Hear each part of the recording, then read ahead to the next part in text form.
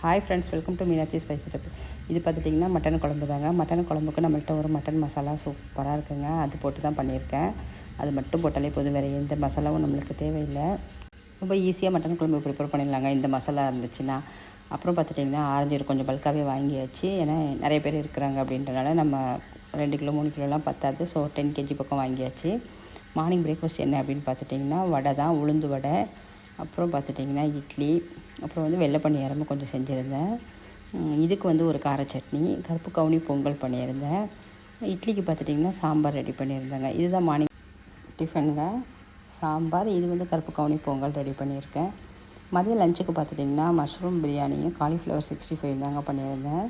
அப்புறம் பார்த்துட்டிங்கன்னா இது எல்லாமே பார்த்துட்டிங்கன்னா நம்மளுடைய ட்ரெடிஷ்னல் ரைஸ் தாங்க. இதில் பார்த்துட்டிங்கன்னா கருங்குருவை, காட்டு யானம், குழியடிச்சான், 60ஆம் குருவை, அப்புறம் பார்த்துட்டிங்கன்னா ஃபஸ்ட் டைம் எனக்கே இதோட நேம்லாம் ரொம்ப ரத்தசாலி.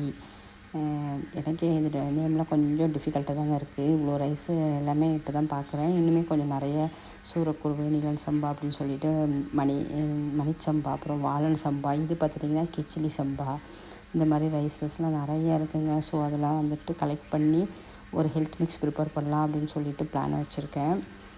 கிட்டத்தட்ட அந்த red rice, black rice, white rice, இந்த மாதிரி தாங்க இதோட ரைஸ் வெரைட்டி இருக்குது. இதோடையுமே நம்ம மில்லட்ஸ் எல்லாமே சேர்த்து தான் நம்ம ஹெல்த் மிக்ஸ் ப்ரிப்பேர் பண்ண போகிறோம். நம்ம சேனல் பிடிச்சிருந்துச்சுன்னா சப்ஸ்கிரைப் பண்ணிக்கிங்க.